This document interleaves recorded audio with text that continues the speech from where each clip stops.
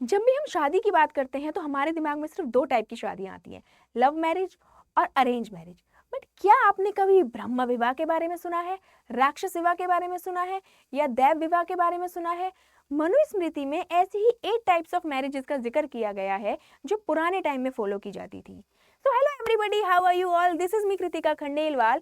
आज हम उन 8 टाइप्स ऑफ मैरिजेस को कवर करने वाले हैं, साथ ही साथ मैरिज के क्लासिफिकेशन को भी देखने वाले हैं। सबसे पहले जान लेते हैं कि जो ये टॉपिक हम पढ़ रहे हैं वो सिलेबस के किस यूनिट में आता है। मैरिज यूनिट 3 में आता है और यूनिट 8 में आता है। यूनिट 3 का नाम है सोशल इंस्टीट्यूशन, उसकी सब यूनिट एक मैरिज के नाम से दी हुई है, और यूनिट 8 का नाम है फैमिली मैरिज एंड किनशिप। ये सब हम पढ़ने वाले हैं। यहाँ पे हम different types of Hindu marriages देखने वाले हैं, उसके बाद क्लासिफिकेशन ऑफ मैरिज को समझने वाले हैं। ठीक है, स्टार्ट करते हैं। चलिए, मैरिज होता क्या है? डिफरेंट सोशोलॉजिस्ट ने डिफरेंट डेफिनेशंस दी हैं, और एग्जाम में डायरेक्टली यहाँ से सवाल बनता है। एग्जामिनर आपसे डायरेक्ट पूछेगा कि स्टेटमेंट दे देगा आपको, और आपसे पूछेगा कि किसने कहा है ये। इसके लिए आपको कीवर्ड्स याद रखने हैं, जो कीवर्ड्स आपको मैं बताऊंगी।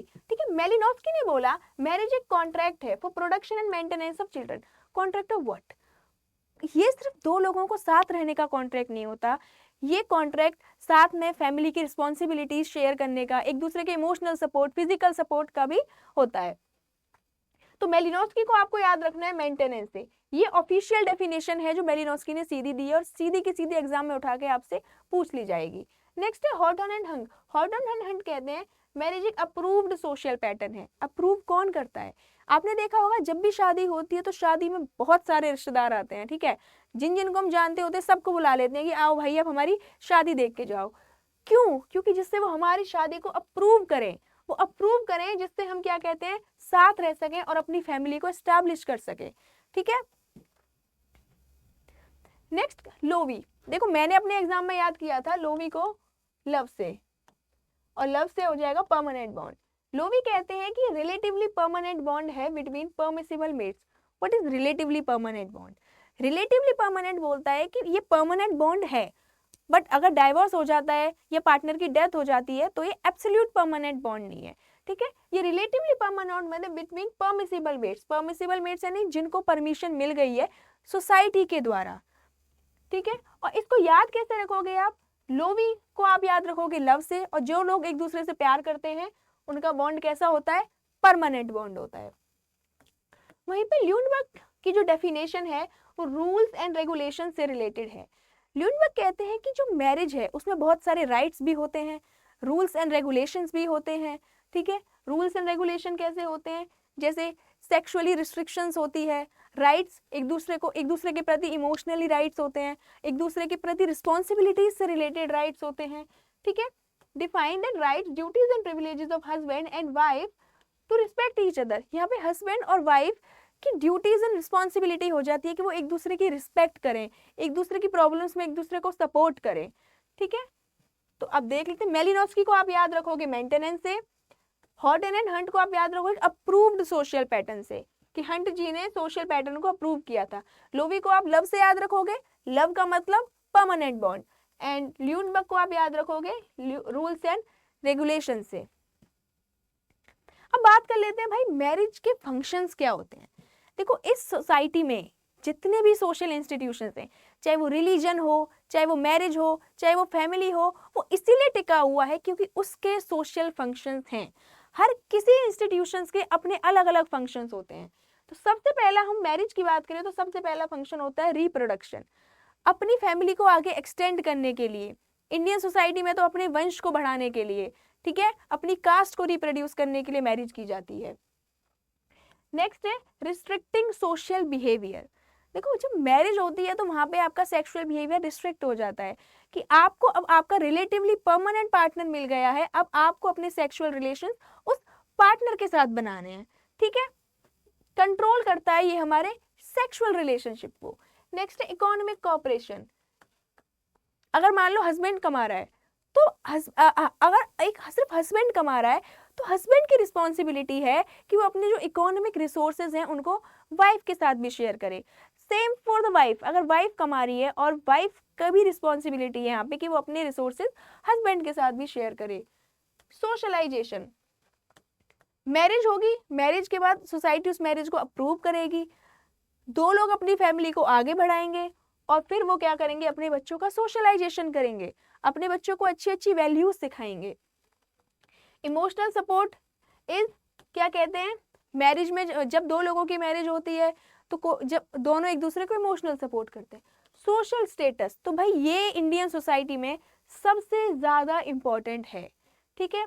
आपने देखा होगा जब भी कोई इंसान 25 प्लस हो जाता है, या गांव में तो आप 22 प्लस मान लो, उससे हमेशा पूछा जाता है शादी हुई आपकी, शादी हुई, क्यों? क्योंकि फिर उसको एक नेगेटिव इमेज के साथ देखा जाता है। तो कहीं ना कहीं आपकी शादी हो गई है ना, तो आपको एक रिकॉग्निशन मिल गई है सोसाइटी में कि आप शादीशुदा हैं, ठीक है। समाज में आपकी पहचान बन जाती है कि आप शादीशुदा हैं। यौन संबंधों को नियंत्रित किया जाता है, आर्थिक सहयोग, ठीक है, इकोनॉमिकल रिसोर्सेज को शेयर किया जाता है। अगर फैमिली आगे बढ़ती है तो बच्चों को अच्छे संस्कार दिए जाते हैं, ठीक है। भावनात्मक समर्थन, इमोशनल सपोर्ट, अपने सुख दुख सब दो लोग एक साथ बांटते हैं। अब देखो, अब हम बात कर लेते हैं जो हमारी 8 टाइप्स की मैरिजेस हैं, ठीक है। हमारे इंडियन टेक्स्ट में मेनली मनुस्मृति में 8 टाइप्स ऑफ मैरिजेस का जिक्र किया गया है। उस टाइम मैरिज सिर्फ दो लोगों का यूनियन नहीं होती थी, उस टाइम मैरिज सोसाइटी के रिलीजन, ट्रेडिशन और फैमिली की रेपुटेशन से जुड़ी होती थी, और हर मैरिज के अपने अलग अलग रूल्स, रेगुलेशंस, अलग अलग पर्पस होते थे, ठीक है। हर शादी के अलग अलग पर्पस होते थे। अब हम उन 8 टाइप्स ऑफ मैरिजेस को पढ़ेंगे। देखो, जैसे आज के टाइम पे अरेंज मैरिज और लव मैरिज में से जो सोसाइटी जिसको स्वीकार करती है वो हमारा अरेंज मैरिज है। लव मैरिज को सोसाइटी स्वीकार नहीं करती है। तो सेम पुराने जमाने में भी यही होता था। पुराने जमाने में अगर 8 टाइप्स की मैरिज दी हुई है तो 4 टाइप की मैरिज को सोसाइटी एक्सेप्ट करती है और 4 टाइप की मैरिज को सोसाइटी एक्सेप्ट नहीं करती है। सबसे पहले हम उन 4 टाइप की मैरिजेस को पढ़ेंगे जिनको सोसाइटी एक्सेप्ट करती है, जिन्हें डिजायरेबल फॉर्म्स ऑफ मैरिज कहा जाता है, हिंदी में जिन्हें प्रशस्त फॉर्म्स ऑफ मैरिज कहते हैं। सबसे पहला है ब्रह्म विवाह। याद रखने का तरीका है आपका, ब्रह्म को आप जोड़ो भगवान से, ब्रह्मा विष्णु महेश, ठीक है। ब्रह्म विवाह एक आइडियल अरेंज मैरिज कहते हैं इसको हम best type of arrange marriage कहते हैं, ठीक है। यहाँ पे फादर अपनी डॉटर के लिए एक well cultured, well mannered man ढूंढ के लेके आते हैं और उसकी शादी अपनी बेटी से करा देते हैं, ठीक है। द मेन पॉइंट इज यहाँ पे डाउरी इन्वॉल्व नहीं होती। इससे हमें ये पता चलता है कि जो दहेज का कॉन्सेप्ट है ना, ये हमारे पुराने जमाने से, हमारी एंशियंट इंडियन सोसाइटी से बिलोंग करता ही नहीं है। ये अभी एक रिसेंट फिनोमिना है, ठीक है। तो वर्चुअस ग्रूम वो ढूंढ के लेके आते हैं, यूजुअली एक वैदिक स्कॉलर, क्योंकि उस टाइम जो वैदिक स्कॉलर हैं, जो वेदास को रिसाइट कर सकते हैं, उनको वेल कल्चर्ड मैन माना जाता था। एग्जाम्पल आप देख लीजिए, जैसे कोई ऋषि हैं, वो अपनी बेटी की शादी किसी प्रीस्ट से करा देते हैं जो वेदास को अच्छे से रिसाइट कर सकता है। सेम पिता अपनी पुत्री को एक विद्वान सद्गुणी वर ढूंढ के लेकर, अक्सर कौन होते हैं वो, वैदिक विद्वान होते हैं जो रिलीजियस टेक्स्ट को रिसाइट करते हैं, पढ़ते हैं उनको। नेक्स्ट है देव मैरिज। देखो, आपको ये जो राइट साइड में इमेज दी हुई है, ये वाली इमेज आपके लिए बहुत इंपॉर्टेंट है। ये इमेज आपके दिमाग में मैरिज का नाम लेते ही क्लिक हो जानी चाहिए। देव मैरिज हमारा डायरेक्टली लिंक है यज्ञ से। यहाँ पे फादर एक यज्ञ ऑर्गेनाइज कराते हैं, उस यज्ञ में बहुत सारे प्रीस्ट आते हैं, बहुत सारे साधु संत आते हैं। जो भी प्रीस्ट उस यज्ञ को बहुत अच्छे से परफॉर्म करता है और जिनको भी फादर को लगता है कि ये प्रीस्ट उनकी लड़की के लिए सही है, फादर अपनी लड़की की शादी उनसे करा देते हैं, ठीक है। एग्जाम्पल देखो आप, a king gives his daughter to the priest who performed a sacrifice ritual, ठीक है। एक ऐसा प्रीस्ट जो सैक्रिफाइस रिचुअल को परफॉर्म करने आया है, और तो फादर उनकी शादी अपनी बेटी से करा देते हैं। नेक्स्ट है अर्श मैरिज। अर्श मैरिज को आप याद रखोगे काउ एंड वुल से। ये इमेज लगाई है मैंने काउ की, इसीलिए लगाई है जिससे आप इसको याद रख सको। यहाँ पे जो ग्रूम है वो लड़की की फैमिली को एक टोकन गिफ्ट देता है। टोकन गिफ्ट में वो बुल एंड काउ यूजुअली दिए जाते हैं और बदले में लड़की की शादी हो जाती है ग्रूम से। अब यहाँ पे काउ और बुल का कॉन्सेप्ट क्या है, क्या इसको दहेज माना जाएगा? तो नहीं, काउ और बुल ग्रूम की फैमिली के सोशल स्टेटस को दिखाते हैं। फादर इंश्योर करता है कि अगर ये हमें काउ और बुल दे सकता है, दैट मीन्स इसका सोशल स्टेटस बहुत अच्छा है और ये हमारी लड़की के लिए एक बहुत अच्छा वर है, ठीक है। और इन काउ और बुल को जो ब्राइड की फैमिली है वो रिलीजियस सेरेमनी के लिए यूज करती है, इनको एज अ सेक्रेड माना जाता है। तो अ सिंपल मैरिज होती है where no dowry. Brahma marriage में डाउरी अलाउ थी, अर्श मैरिज में डाउरी अलाउ नहीं है।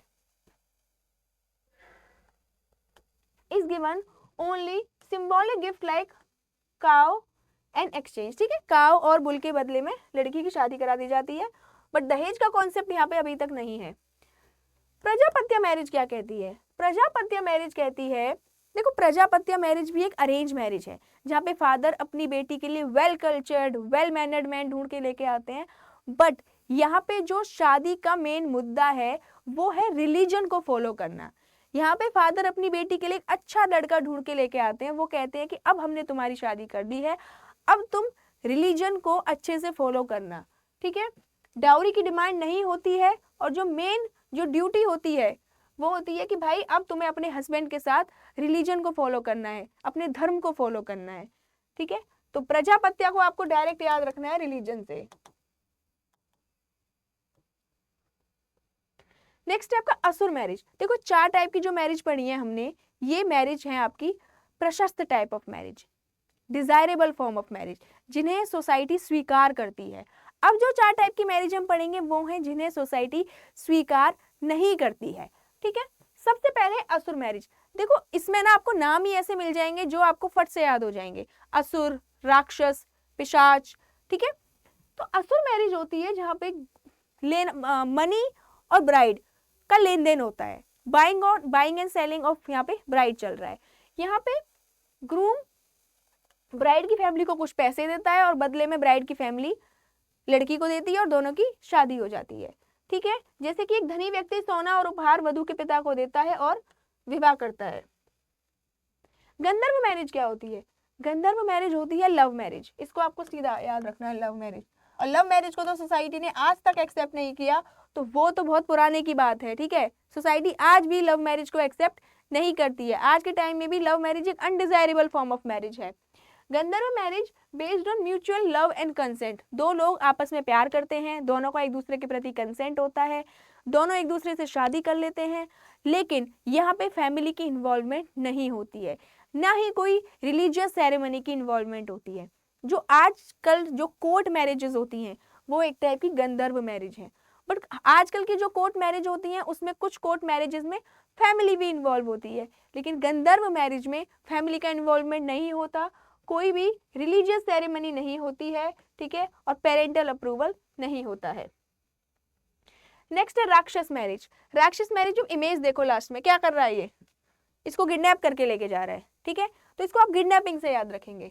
राक्षस मैरिज होती है जहां पे मैरिज बाय कैप्चर और फोर्स, कोई भी योद्धा है, कोई भी पर्सन है, वो आएगा और लड़की को किडनैप करेगा और उसको ले जाएगा। यहाँ पे लड़की का भी अप्रूवल नहीं होता है शादी के लिए, ठीक है, लड़की का अप्रूवल नहीं होता, फैमिली का अप्रूवल नहीं होता, सोसाइटी का अप्रूवल नहीं होता, क्योंकि यहाँ पे जो ग्रूम है उसने लड़की को किडनैप किया है और उससे शादी कर ली है। बलपूर्वक या युद्ध के बाद कन्या का अपहरण कर लेना। अगर कोई पार्टी युद्ध हार जाती है, ठीक है, एक योद्धा कन्या के परिवार को युद्ध में हरा कर कोई पार्टी युद्ध हार जाती है तो वहां से लड़की को किडनैप करके लाया जाता है और उससे शादी कर ली जाती है। नेक्स्ट है पिशाच मैरिज। देखो भाई ये most condemned type of marriage है। सबसे बेस्ट मैरिज जो हमने पढ़ी थी वो थी ब्रह्म मैरिज, और सबसे जो लोअर क्लास पे मैरिज आती है जिसको सोसाइटी बिल्कुल भी अप्रूव नहीं करती है वो है हमारी पिशाच मैरिज। पिशाच मैरिज में जब भी लड़की एक मेंटल स्टेबल फॉर्म में नहीं होती है, अपने अनकॉन्शियस माइंड में होती है, सोचने समझने की स्थिति में नहीं होती है, तो लड़का उसके साथ फिजिकली या सेक्सुअली रिलेशनशिप क्रिएट करता है और वही शादी का बेसिस बन जाता है। क्योंकि हमारी सोसाइटी कहती है कि तुमने जिसके साथ सेक्सुअली रिलेशनशिप डेवलप कर लिया है अब तुम्हारी शादी उसी से हो सकती है, ठीक है, तो इस बेसिस पे इन दोनों की शादी होती है। ठीक है भाई, तो हमने 8 फॉर्म्स ऑफ मैरिजेस पढ़ ली हैं, 4 हमारी प्रशस्त हैं, 4 हमारी अप्रशस्त हैं। अब हम पढ़ेंगे मोनोगेमी एंड पॉलीगेमी। वेट, ठीक है, देखो मोनो का मतलब क्या होता है? मोनो का मतलब होता है एक, और पॉली का मतलब होता है मोर देन वन। मोनो का मतलब होता है एक पर्सन है और उसका एक पार्टनर है। आजकल हम अपने पेरेंट्स को देखते हैं, ठीक है, मोस्टली आपको यही मोनोगामी मिलेगी अब देखने के लिए। पुराने टाइम में पॉलीगैमी चलती थी, जब एक राजा की कई वाइफ होती थी, जैसे राजा दशरथ की 3 वाइफ थी, अकबर की भी एक से ज्यादा वाइफ थी, ठीक है। मोनोगैमी में एक पर्सन की एक पार्टनर होते हैं, लेकिन पॉलीगैमी में एक पर्सन के एक से ज्यादा पार्टनर होते हैं। पहले हम मोनोगैमी को समझते हैं, फिर हम पॉलीगैमी को समझेंगे। देखो ये है हमारी मोनोगैमी,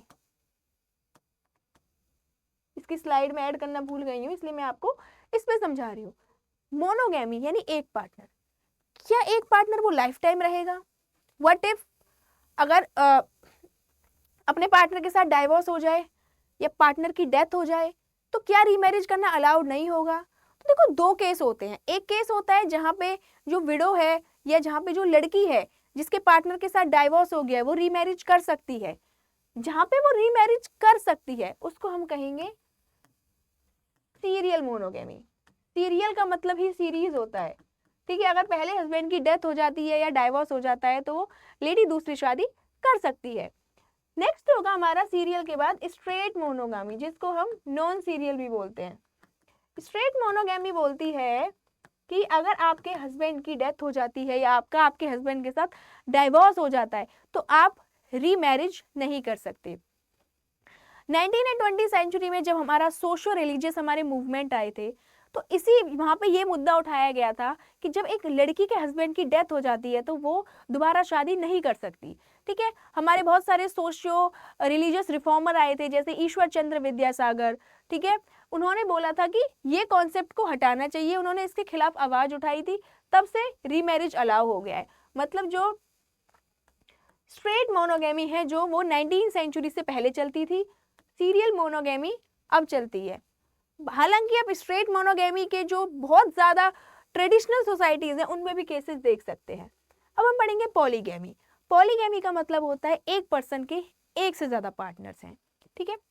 अब एक पर्सन में वो एक मैन भी हो सकता है, एक वुमेन भी हो सकती है। सबसे पहले हम मैन को लेके चलते हैं। जब मैन की एक से ज्यादा वाइफ होती है तो उसको हम कहते हैं पॉलीजीनी, ठीक है। मैं नाम नहीं लूंगी, यूट्यूब पे आप बहुत एक फेमस यूट्यूबर हैं जिनकी 2 वाइफ हैं, ठीक है। तो वो हमारे किसका एग्जाम्पल है?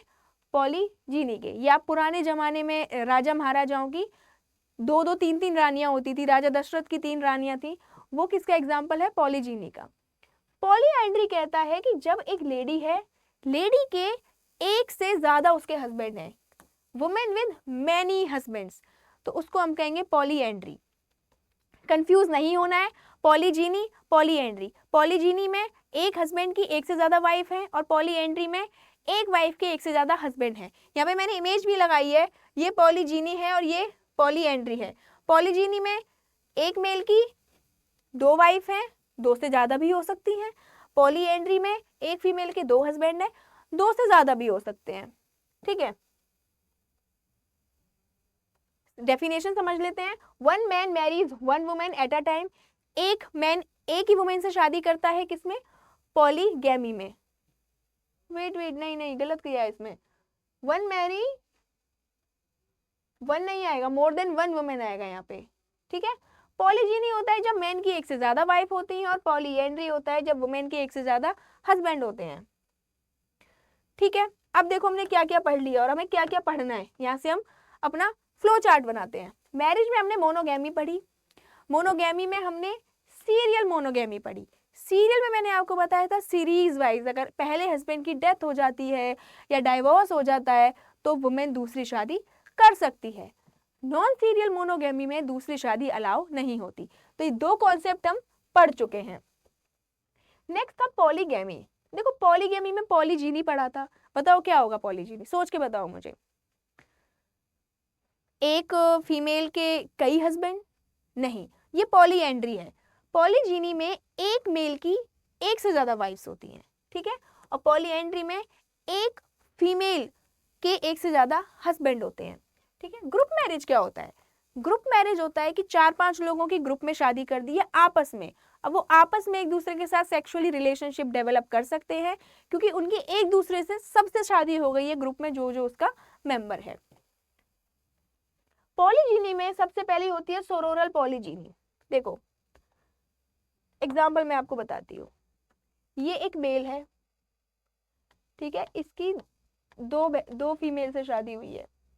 व्हाट इफ अगर ये दोनों बहन हो, अगर ये दोनों बहन हो, एक मैन ने एक ही फैमिली की दो लड़कियों से शादी कर ली है और वो दोनों बहनें हैं, तो इसको हम कहेंगे सोरोरल पॉलीजीनी। सोरोरल वर्ड को अपने दिमाग में बिठा लो, सोरोरल का मतलब ही सिस्टर से होता है। आगे हम और भी इससे रिलेटेड कॉन्सेप्ट पढ़ेंगे जिसमें सोरोरल का मतलब सिस्टर ही होगा। नेक्स्ट नॉन सोरोरल, एक मैन है, उसकी दो वाइफ हैं, फीमेल लिख देती हूँ, दोनों का एक दूसरे से कोई रिश्ता नहीं है, दोनों बहन नहीं है, तो ऑब्वियसली नॉन सोरोरल पॉलीजीनी। अब ये केस लड़कियों के साथ भी होता है। फ्रेटर्नल पॉलीएंड्री, ये हमारी वुमेन है और वुमेन के दो मैन से शादी हुई है, दो मैन से, तीन मैन से शादी हुई है। व्हाट इफ अगर ये दो तीन भाई हो, चलो हम दो ले लेते हैं, व्हाट इफ अगर ये दोनों भाई हो, जब एक वुमेन एक ही फैमिली के दो लोगों से शादी करती है और दोनों भाई हो, तो उसको हम कहेंगे फ्रेटर्नल पॉलीएंड्री। याद कैसे रखना है, सोरोरल को आप सिस्टर से कनेक्ट करो, सोरोरल सिस्टर्स मतलब दो बहनें, अब दो बहनों की शादी किससे होगी, एक मेल से होगी। फ्रेटर्नल को आप भाईचारे से याद रखो, फ्रेटर्निटी भाईचारा, भाईचारा मतलब भाई, दो लोग भाई हैं और उन दोनों की शादी किससे हुई है, एक वुमेन से हुई है। यही जो मैंने आपको अभी कॉन्सेप्ट एक फ्लो चार्ट के थ्रू समझाया था, ये यहाँ पे डेफिनेशंस लिखी हुई हैं, पढ़ लेते हैं एक बार इनको भी। सोरोरल पॉलीजीनी, जब मैन मैरी करता है सिस्टर से, सेम फैमिली, ऑब्वियसली सिस्टर्स है तो सेम फैमिली से होंगी। नॉन सोरोरल पॉलीजीनी, जब एक मैन मैरी करता है सिस्टर से, नहीं, जब एक मैन मैरी करता है लड़कियों से और वो दोनों लड़कियां अनरिलेटेड होती हैं एक दूसरे से, ठीक है। भगिनी बहुपत्नी प्रथा, एक मैन की बहुत सारी पत्नियां हैं और वो बहन भी हैं। अब भगिनी मतलब पत्नी तो एक से ज्यादा है लेकिन बहन नहीं है, ठीक है। आई होप आप इस कॉन्सेप्ट को समझ पा रहे हैं, बिल्कुल भी आपको डाउट्स नहीं क्रिएट होने देने अपने दिमाग में। पॉलीएंड्री में मैंने बताया था फ्रेटर्नल को आपको भाई से याद रखना है, भाईचारे से, अरे ब्रदर से याद रख लो, मतलब फ्रेटर्नल मतलब भाई, दो भाइयों की जब एक वुमेन से शादी होगी तो उसको कहेंगे हम फ्रेटर्नल पॉलीएंड्री। और जब एक वुमेन की शादी तो हो रही है कई लोगों से बट वो दोनों भाई नहीं है तो उसको हम कहेंगे नॉन फ्रेटर्नल पॉलीएंड्री। देखो ये एग्जांपल आपको इससे देख के क्या दिमाग में आ रहा है, आप एक बार सोचिए इसको। ये है द्रौपदी, द्रौपदी की शादी हुई थी 5 पांडवों से। सबसे पहले तो जब भी एक वुमेन की शादी एक से ज्यादा मैन से होती है तो वो पॉलीएंड्री होती है। अगर वो जिनसे उनकी शादी हुई है वो भाई हो तो वो फ्रेटर्नल पॉलीएंड्री हो जाती है। तो this image is the best example of fraternal polyandry and polyandry both. और अगर मैं उसकी बात करूं, नहीं वो मैं आपको नेक्स्ट स्लाइड में बताऊंगी। देखो एंडोगामी, हमारी सोसाइटी है ना फुल ऑफ रिस्ट्रिक्शन से बनी हुई है, कल्चर भी बहुत अच्छे हैं, कस्टम्स भी बहुत अच्छे हैं, पर रिस्ट्रिक्शंस भी बहुत हैं। तो हमारा जो मैरिज इंस्टीट्यूशन है वो कहता है देखो भाई शादी तो आप कर लो लेकिन आपको एक पर्टिकुलर ग्रुप के अंदर शादी करनी है और पर्टिकुलर ग्रुप के बाहर शादी करनी है। अगर आपने इसमें छेड़छाड़ की तो वही सोसाइटी उसको एक्सेप्ट नहीं करेगी, सोसाइटी उसको अप्रूव नहीं करेगी, ठीक है। जान लेते हैं एंडोगामी मतलब अंतर्विवाह, इसी ग्रुप के अंदर शादी करनी है आपको। वर्ण, वर्ण में कौन कौन से होते हैं हमारा, ब्राह्मण, क्षत्रिय, वैश्य, शूद्र।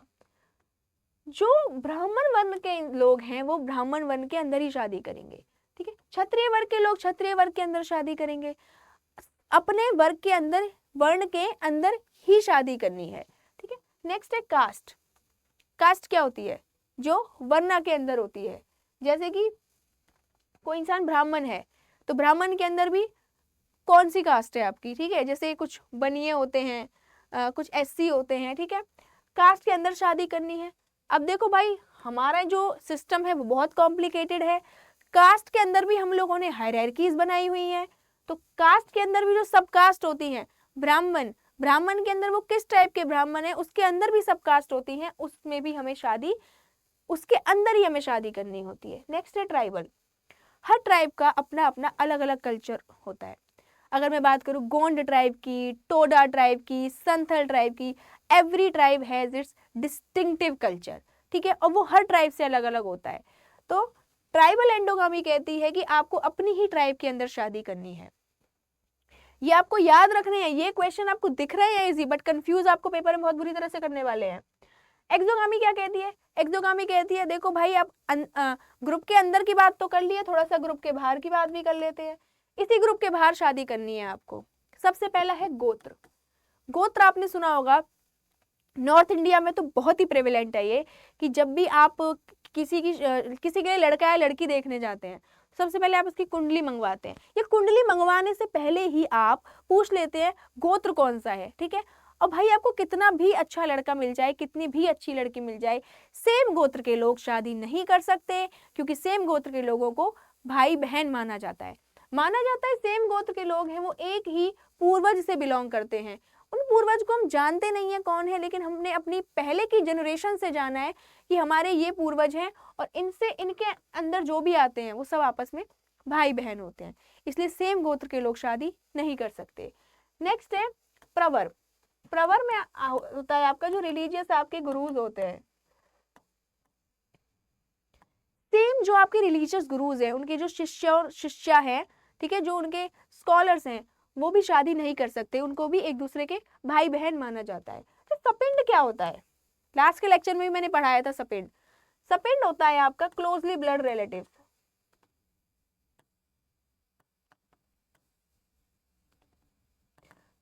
अरे क्लोजली ब्लड रिलेटिव्स, ठीक है। क्लोजली ब्लड रिलेटिव्स में आप अपने चाचा के बच्चों से शादी नहीं कर सकते, बुआ के बच्चों से शादी नहीं कर सकते। ये एक जनरेशन और ऊपर चले जाओ, आप अपनी नानी के नानी या दादी के दादी के परिवार में किसी से भी आप शादी नहीं कर सकते, ठीक है। तो सपिंड कहता है कि मदर की 3 जनरेशन और फादर की 5 जनरेशन के अंदर आप शादी नहीं कर सकते, क्योंकि वो आपकी क्लोज ब्लड रिलेटिव्स है। नेक्स्ट है विलेज। बहुत सारे गांव में ये मान्यता है कि हम अपने गांव के अंदर शादी नहीं करेंगे। ये बोलते हैं 4 गांव छोड़ के शादी करनी चाहिए, मतलब जो भी हमारी टेरिटरी से 3 गांव जुड़े हुए हैं वो और अपना गांव, उन सबको छोड़ के हमें शादी करनी है, क्योंकि सब उन सारे गांव के लोगों को माना जाता है कि सारे हमारी ही कम्युनिटी के लोग हैं और सब भाई बहन हैं, ठीक है। अब देखो एग्जाम में कैसे आपको क्वेश्चन फंसाएगा। एग्जामिनर पूछेगा एंडोगामी 4 आपको ये दे दिए, और नेक्स्ट आपको डाल दिया यहाँ पे गोत्रा। माइंड में आपका पेपर बहुत बुरी तरह से फंस चुका होगा, और आपको क्या लगेगा गोत्र भी एक तरह की एंडोगामी है, कि भाई इसी गोत्र के अंदर शादी करनी है। तो नहीं भाई, सोच समझ के जवाब देना है, बिल्कुल जो पढ़ा रहे हैं वो एकदम दिमाग में बिठा लेना है। नेक्स्ट हम कॉन्सेप्ट समझते हैं, लेविरेट मैरिज क्या होती है। लेविरेट मैरिज, या हम पहले सोरोरेट मैरिज समझते हैं। हम आपके हैं कौन तो आप सबने देखी होगी, नहीं देखी होगी तो आज ही देख लेना। अगर आपने हम आपके हैं कौन नहीं देखी तो फिर तो बहुत ही ज्यादा जेंजी हो गए हैं आप, ठीक है।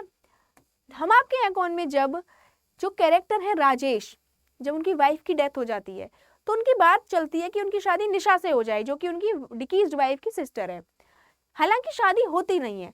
अगर वो शादी हो जाती, अगर राजेश और निशा की शादी हो जाती, तो इस शादी को हम कहते हैं सोरोरेट। मैंने आपको बताया था सोरोरेट को आपको एक वर्ड से कनेक्ट करना है, दैट इज सिस्टर। मतलब जब हस्बैंड की एक मेल है, उनकी वाइफ की डेथ हो जाती है, जब वो अपनी साली से शादी करते हैं तो उसे हम कहते हैं सोरोरल मैरिज। फिर ठीक है, फिर हम पढ़ेंगे नेक्स्ट लेविरेट मैरिज। इसमें मैं लिख देती हूँ, इसमें साली से शादी करते हैं और इसमें देवर से शादी करते हैं।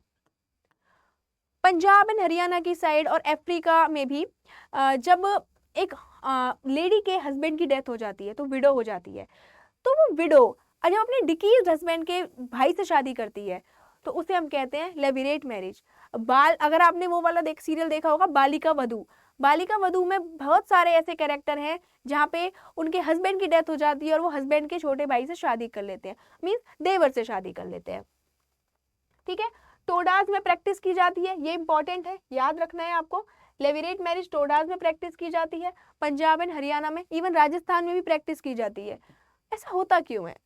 मतलब अपनी ही फैमिली अपने ही डिकीज्ड हस्बैंड के भाई से शादी कर रहे हैं, अपने ही डिकीज्ड वाइफ की बहन से शादी करते हैं। ऐसा होता क्यों है? देखो कहीं ना कहीं फैमिली सिक्योरिटी देखती है।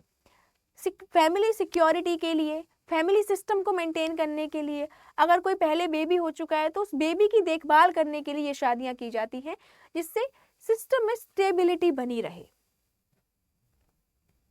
अब करते हैं हम क्वेश्चन।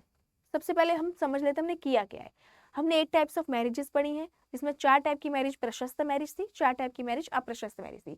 उसके बाद हमने पॉलीगैमी पढ़ा है। पॉलीगैमी के 2 पार्ट पते हैं, पॉलीजीनी और पॉलीएंड्री, सोरोरल पॉलीजीनी और फ्रेटर्नल पॉलीएंड्री। उसके बाद लेविरेट मैरिज, सोरोरेट मैरिज, ये सब हमने पढ़ा है।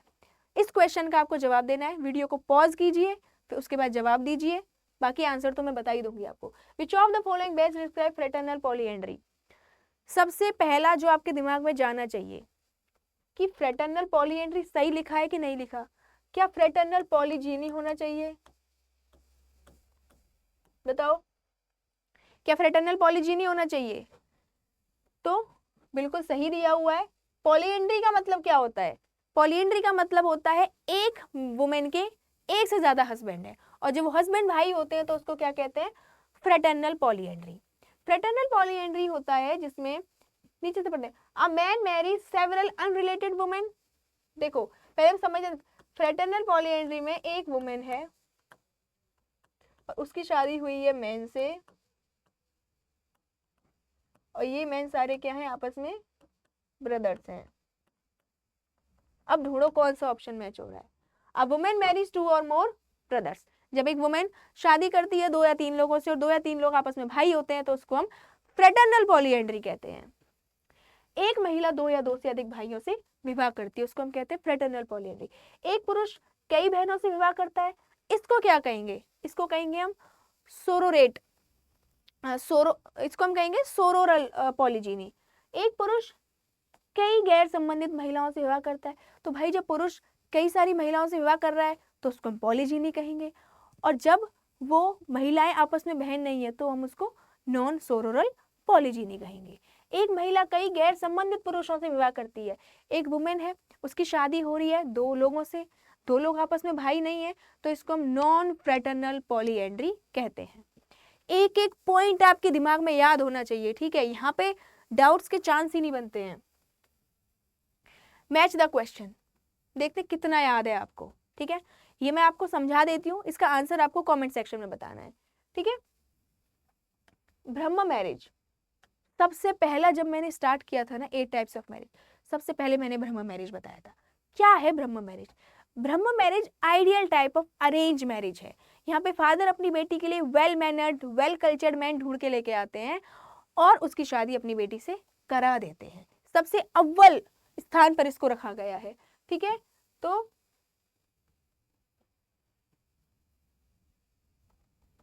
ये होगा आपका फर्स्ट का सी। फर्स्ट का सी एक ही है तो इस पे हम क्लिक कर देते हैं। देखो मैंने यज्ञ से बताया था, यज्ञ से आपको ये क्या याद रखना है? देव विवाह। देव विवाह में क्या होता है? फादर एक यज्ञ ऑर्गेनाइज कराते हैं। उस यज्ञ को परफॉर्म करने के लिए कई सारे साधु संत प्रीस्ट आते हैं। जो भी प्रीस्ट उस यज्ञ को बहुत अच्छे से परफॉर्म करता है और फादर को लगता है कि ये प्रीस्ट उनकी बेटी के लिए एक बहुत अच्छा ग्रूम हो सकता है, तो फादर उनसे उनकी शादी करा देते हैं, ठीक है? तो ये आपका होगा, प्रीस्ट वाला होगा देव, सेकंड का ए, ठीक है? फर्स्ट का सी हो गया, सेकंड का है। थर्ड का देखते हैं, अर्श मैरिज। थर्ड का अर्श मैरिज को आपको किससे याद रखना है? बुल से याद रखना है। यहाँ पे ग्रूम की फैमिली एक टोकन गिफ्ट देती है ब्राइड की फैमिली को। उस टोकन गिफ्ट में बुल और काऊ को टोकन गिफ्ट के रूप में दिया जाता है। क्या ये दहेज है? नहीं भाई, बिल्कुल भी दहेज नहीं है। बुल और काऊ को इसलिए दिया जा रहा है ताकि वो चेक कर सके कि ग्रूम की फैमिली का सोशल स्टेटस कैसा है, तो दहेज का इन्वॉल्वमेंट यहाँ पे नहीं है।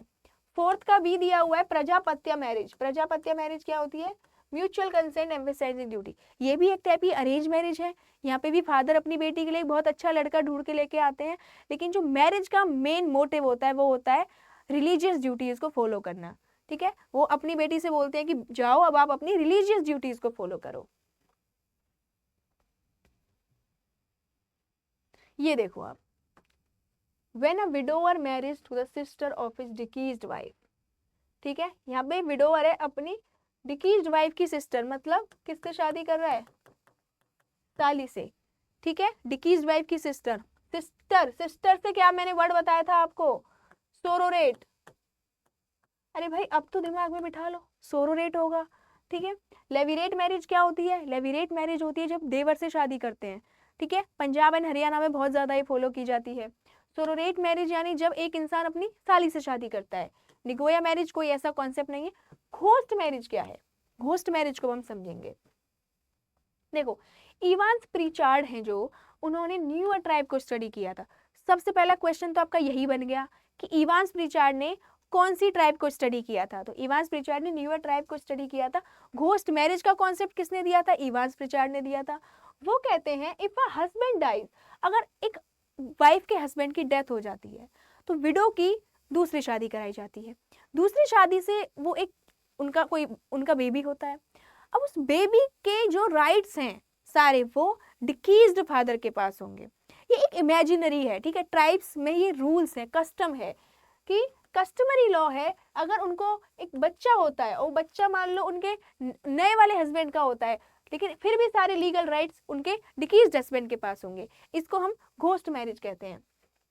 यदि किसी पति की मृत्यु हो जाए तो उसकी विधवा पुनर्विवाह तो कर सकती है, कर लो आप पुनर्विवाह। ठीक है, लेकिन उनकी जो प्रचलित रीति रिवाज है वो कहते हैं कि पुनर्विवाह के बाद भी जो बेबी पैदा होता है उसके सारे लीगल राइट्स उनके डिकीज्ड फादर के पास होंगे।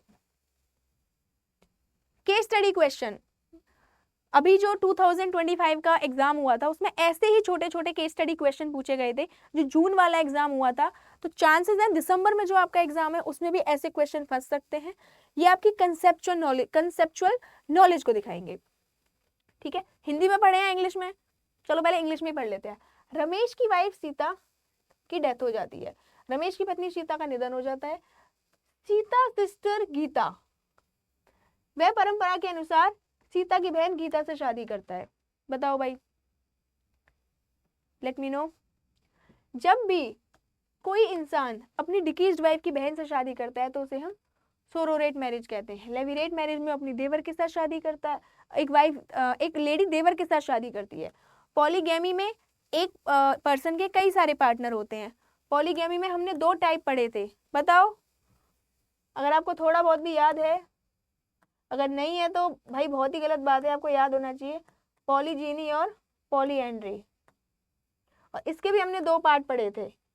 पॉलीएंड्री में फ्रेटर्नल और नॉन फ्रेटर्नल, और पॉलीजीनी में भी 2 टाइप पढ़े थे, बताओ